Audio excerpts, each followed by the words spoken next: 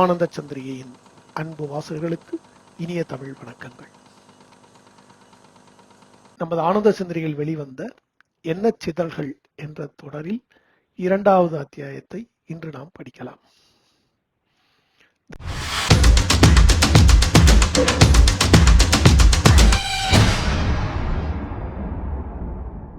தயவு செய்து.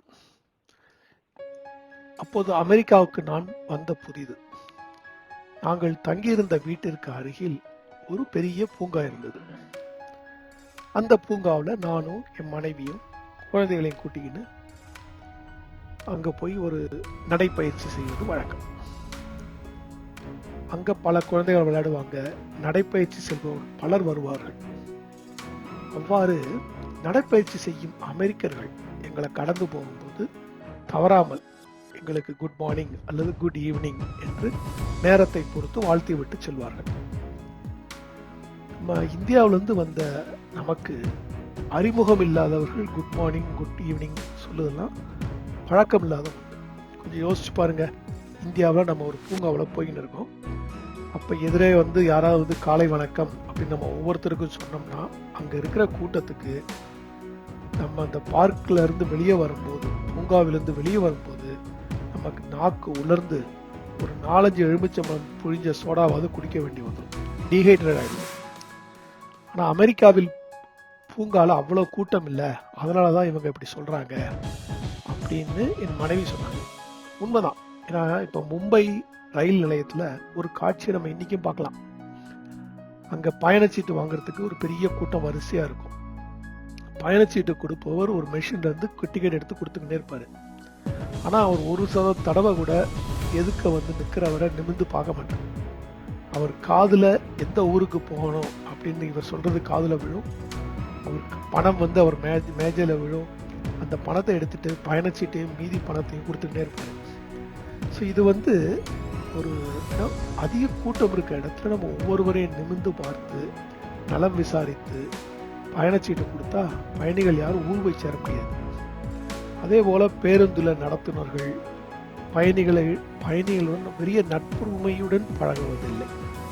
அதே மாதிரி போலீஸ் அதிகாரி நிலையத்திற்கு வருபவர்கள் எல்லாரையும் குற்றவாளியாக பார்ப்பது, இது போன்றவைகள் நெரிசல் நிறைந்த கூட்டம் அதிகமாக இருக்கக்கூடிய நகரங்களில் ஒரு சர்வசாதாரணமாக நடக்கக்கூடியது. இன்னும் யோசிச்சு பார்த்தீங்கன்னா, எதிரே வரக்கூடிய ஒருவரின் கண்களை சந்தித்து ஒரு சிறு புன்முறுவல் காட்டி குட் மார்னிங் என்று சொல்லும் நொடியில் நம்ம அவர்களோட நண்பராகிவிடும். இந்த தருணத்தில் என்னோட 12ஆம் வகுப்பு ஆங்கில பாடநூலில் நான் டீடைல் அப்படின்னு சொல்லி ஒரு பகுதி இருக்கும். அதில் படித்த ஒரு கதை ஞாபகம் வருது. ஏஜி கார்டினர் எழுதிய ஆன் சேயிங் ப்ளீஸ் என்ற கட்டுரை அது. அதில் ஒரு அலுவலகத்தின் பல மாடி கட்டிடத்தில் மின்தூக்கியில் வேலை பார்க்கும் ஒரு பணியாள் மின்தூக்கியில் நுழைந்த ஒருவர் மேலே போ என்று அதிகாரமாக சொன்னதால் அவரை மின்தூக்கியில் ஏற்றிச் செல்லாமல் இறக்கி விடுகிறார். நீங்க உடனே கேட்கக்கூடாது, ஏன்னா நம்மளுக்கு இவரே பட்டன் அமைக்கிட்டு மேலே போயிருக்கலாமே அப்படின்னு. ஏன்னா அந்த காலத்துல தானியங்கி மின்தூக்கி கிடையாது. எப்போதுமே அதை பொத்தான அமுக்கிறதுக்கு, மேலே போகிறதுக்கு, கீழே வர்றதுக்கு ஒரு பணியாளி இருப்பார். அவர்கிட்ட நம்ம எந்த மாடிக்கு செல்ல வேண்டும் அப்படின்னு சொன்னால் அவர் பட்டன் அமைக்கி அந்த இடத்துக்கு கூட்டிட்டு போவார். ரைட். எனவே இந்த கதை நீங்கள் கொஞ்சம் பழைய கதை ஞாபகம் வச்சுக்கணும். ரைட். ஸோ இப்போ கேள்வி என்னன்னா, இந்த மின்தூக்கியில் பணிபுரிபவர் செய்தது சரியா தவறா? ஒருத்தர் அதிகாரமாக சொன்னதுனால நான் உங்களை கூட்டிட்டு போக மாட்டேன் அப்படின்னு சொல்றது சரியா தவறா? அதிகாரமா சொல்றது, ஆணவமா பேசுவது அல்லது பிறரை தாழ்த்தி கேலி பண்ணி பேசுவது போன்றவை சட்ட ரீதியான குற்றங்கள் அல்ல. ஆனால் நம்ம சமூக ரீதியாக பார்க்கும்போது அது மற்றவரை பாதிக்கிறது. அதனால் கதையில் மின்தூக்கியில் பயணிப்பவரின் அதிகாரமான தோணி மின்தூக்கியில் வேலை பார்க்கும் பணியாளரின் சுயமரியாதை பாதிப்பதாக அமைந்துள்ளது. இந்த கதை இன்னும் கொஞ்சம் கூட நகைச்சுவையாக விரிகிறது. என்ன பார்த்தீங்கன்னா, ஏன் இந்த மின்தூக்கியில் ஏறுவதற்கு முன்னால் அவர் இவ்வளவு கடுமையாக மேலே போ என்று அதிகாரமாக சொன்னார் அப்படின்னா, அவர் ரோட்டில் நடந்து வந்துட்டு இருக்கும்போது எதுக்க வந்து அவருடைய மேனேஜர் வந்திருக்காரு. அவருக்கு இவர் வந்து குட் மார்னிங் சொல்லியிருக்காரு. ஆனா அவர் பதில் சொல்லல. அதனால இவருக்கு கொஞ்சம் இன்சல்ட் ஆன மாதிரி ஒரு ஃபீலிங். சரி, ஏன் மேலாளர் குட் மார்னிங் சொல்லல அப்படின்னு கொஞ்சம் ஆராய்ச்சி பார்த்தோம்னா, அவர் வீட்டில் காலை உணவு சிற்றுண்டி சாப்பிடும்போது மனைவி சற்று எரிச்சலோடு பேசியிருக்காங்க.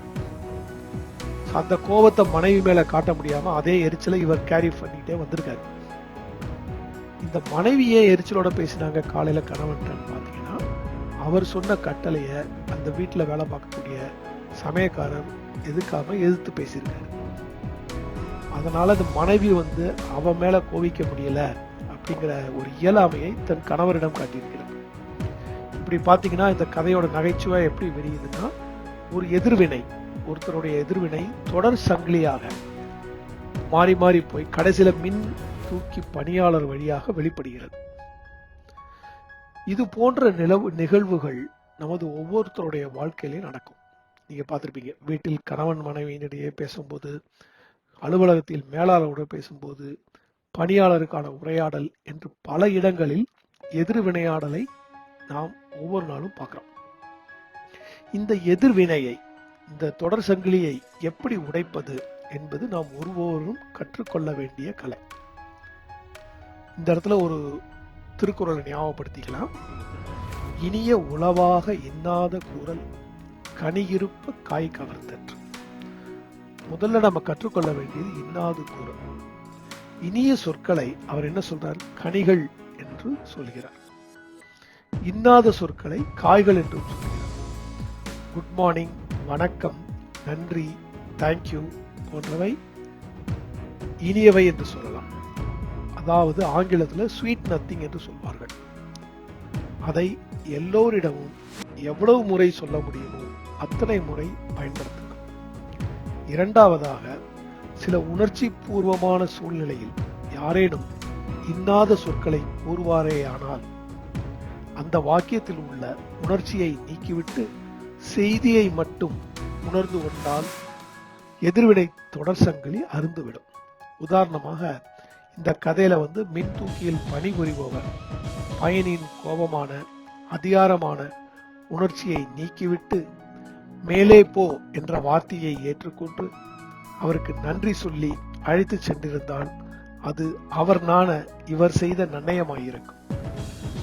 அந்த தொடர் சங்கிலியும் உடைத்திருக்கும். வாருங்கள், தொடர்ந்து படிப்போம். நன்றி, வணக்கம்.